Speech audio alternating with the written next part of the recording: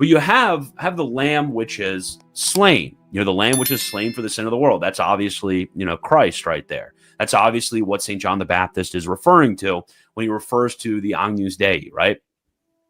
So you have the slaughtering of the lamb, which is obviously Christ. And then you have on this first day, and if you don't understand the narrative of the Old Testament, this is not really going to make as much sense to you. But you have at the slaughtering of the lamb, you actually have the institution of the priesthood.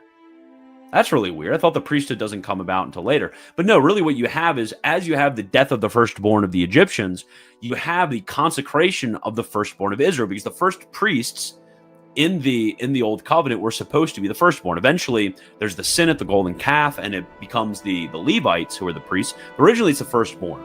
So you have the institution of the priesthood that happens right after that, just like the institution of the apostolate with the 12 apostles. But you have some time of before you get the reception of the law.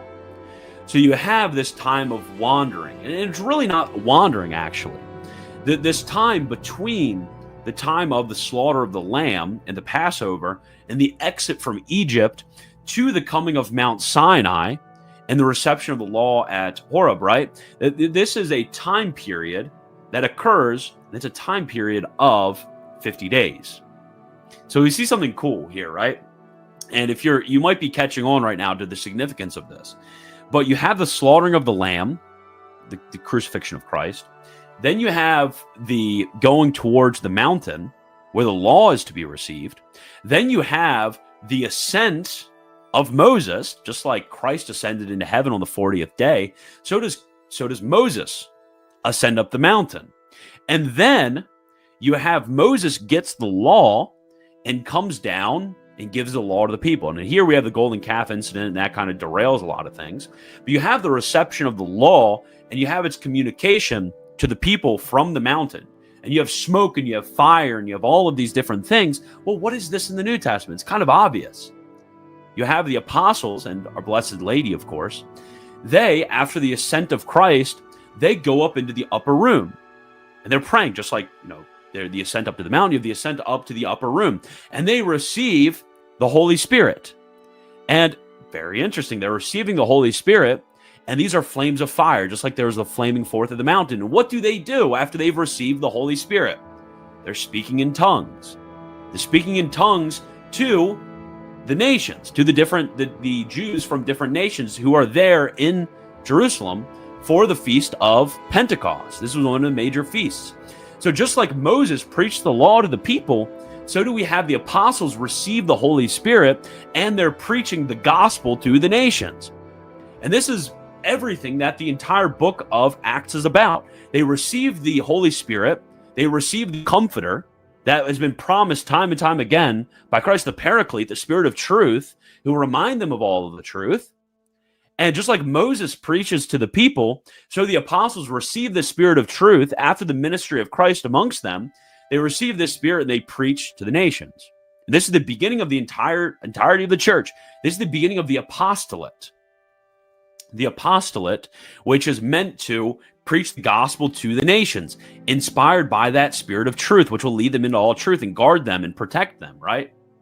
So we see something extremely interesting. So just like the law is in the Old Testament, so in the New Testament, we have the Spirit who is inspiring different divine organs for the preaching of the truth. And I mean, this contains right in it, the difference between the old and the new law contains right in it actually the demonstration of the Catholic idea of divine revelation and the preaching of divine revelation over the Protestant idea. This right here is actually kind of a refutation of sola scriptura, which I already went over before. If anybody's interested, UI, he can post the video right here and tell you which one it is. But I already went over that a lot. But if just this simple sort of narrative right there, if you are just reading the Gospels and the books of Acts, apart from those feast days in which all of these things were based off of in the Old Testament and the history of Israel in the Old Testament, you're not going to understand basically the redemptive order. You're not going to understand the establishment of the church. These things are going to completely, whiz by you if you don't understand the Old Testament. That's very important. But what I find to be really kind of the nucleus in the center of St. Thomas's teaching, kind of getting back getting back there after that brief aside, but really the nucleus of St. Thomas's insight into how we ought to be good readers of the Old Testament is to make a distinction. And this distinction is not, I think, sufficiently recognized by a lot of exegetes of the Old Testament and a lot of the people who are trying to do this patristic revival of the way in which you read the Old Testament. And he distinguishes between, in the ceremonial law, the literal and the figurative meaning of all of these different sacrifices. And it's super, super important. Because when we're looking at different sacrifices, there is a reason why God instituted things the way that he instituted them. So he instituted, for example, to give a brief example of one of the ones that St. Thomas brings forward.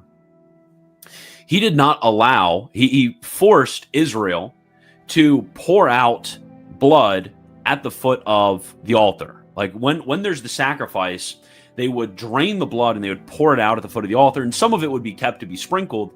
But really, what's the reason for this? I mean, why do we have to pour it out at the foot of the altar? What's going on there? Well, when you look at the ancient world, what was a central part of the way in which worship happens in these pagan cultures is it happens through the drinking of blood. Like that's a very central form of pagan worship, is the drinking of blood. So the reason why the blood is poured out like that, and we can go through any number of a different number of the ceremonies throughout the Old Testament. The reason why these things happen literally, in its historical context, is to usually take away from the danger of idolatry.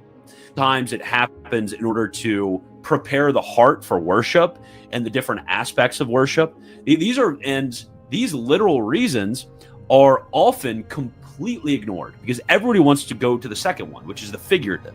Now, the figurative is very important.